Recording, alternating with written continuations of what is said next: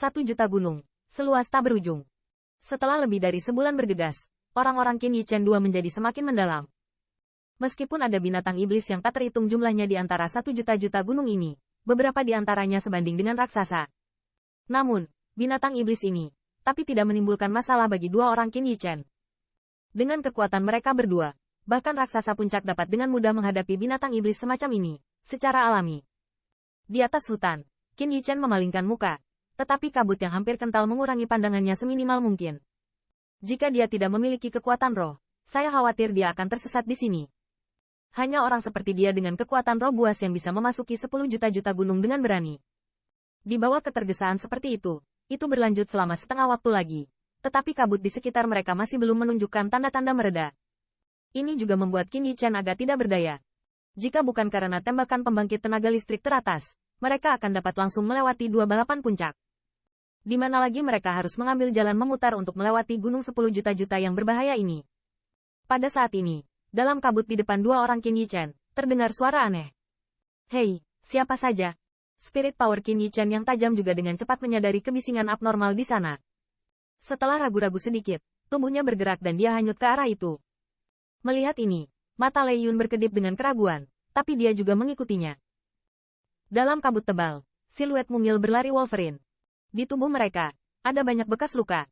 Gaun-gaun itu ditutupi dengan noda darah yang menyilaukan. Dengan berjalannya siluet ini, darah tumpah dan tanah menjadi merah. Sua.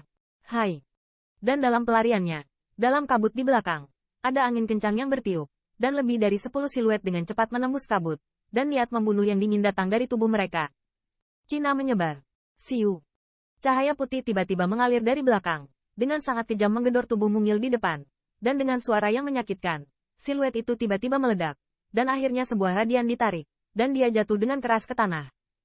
Begitu dia jatuh, siluet mungil ini sedang terburu-buru untuk berdiri, melihat selusin siluet yang muncul di sekitarnya, dan ada juga sentuhan keputusasaan di wajahnya. Di antara giginya, suara dingin keluar dari mulutnya. Kamu pengkhianat. Leluhur tua tidak akan membiarkanmu pergi. Leluhur tua? Haha, sekarang dia tidak bisa melindungi dirinya sendiri dan ingin berurusan dengan kita? Di antara lebih dari 10 siluet, satu orang keluar perlahan, dan suara cibiran bergema. Segera, matanya bersinar dengan cahaya dingin, dan tamparan tiba-tiba keluar. True Origin yang luar biasa tiba-tiba dibombardir dengan ganas di depan siluet mungil. Ketika gadis muda itu melihat ini, senyumnya tiba-tiba memutih, dan matanya dipenuhi keputusasaan. Siu. Namun, dalam keputusasaannya, di dalam kabut, hembusan angin kecil tiba-tiba terdengar, dan kemudian siluet tipis muncul di depannya seperti hantu. Bang! Dengan munculnya siluet itu, dia melambaikan lengan bajunya, serangan agung itu tiba-tiba menghilang, dan bahkan tubuhnya tidak terguncang. Perubahan mendadak ini membuat semua orang sedikit terkejut. Gadis muda yang baru saja berdiri melihat siluet ini, dan entah bagaimana, ketika dia melihat siluet ini, dia memiliki perasaan akrab yang istimewa. Kemudian, dalam tatapannya yang sedikit, siluet itu tiba-tiba berbalik dan tersenyum ringan padanya. Gadis kecil, aku membantumu menyelesaikannya. Bisakah kau membawaku keluar dari tempat hantu? Gadis yang mendengar ini, terkejut sesaat. Ketika dia melihat wajah itu, kejutan tiba-tiba muncul di matanya. Kakak, apakah itu kamu? Meskipun wajah ini lebih dewasa daripada wajah animasi di buku dalam ingatannya, instingnya mengatakan pada dirinya sendiri bahwa orang di depannya adalah orang yang menyelamatkan hidupnya sebelumnya. Apakah kamu, Yun Yin? Mendengarkan judul ini, Qin Yichen sedikit membeku. Ketika dia melihat wajah kecil itu, matanya juga menunjukkan sedikit keterkejutan. Karena gadis di depannya adalah Yun Yin yang dia selamatkan di 10.000 Battle Domain. Belakangan, dia juga mengetahui bahwa Yun Yin adalah gadis jenius di keluarga Yunling, bahkan dikirim oleh keluarga Yunling.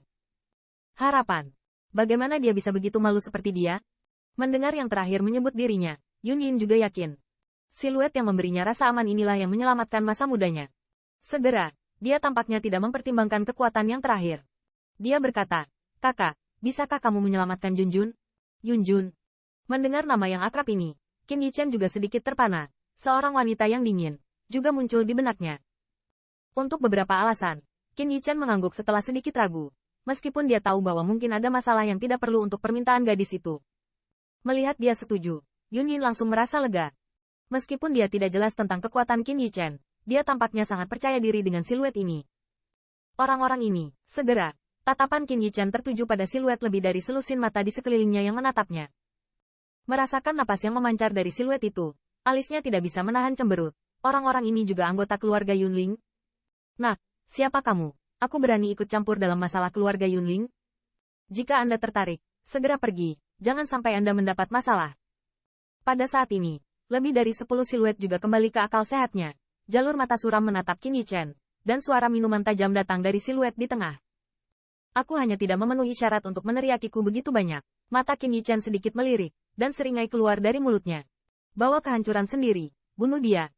Melihat ini, lebih dari 10 siluet tiba-tiba memancarkan cahaya dingin. Detik berikutnya, tubuh mereka bergerak. Saat kabut melonjak, lebih dari 10 siluet tiba-tiba menghilang. Pada saat yang sama, Qin Yichen dikelilingi oleh kabut. Tiba-tiba, ada fluktuasi senren.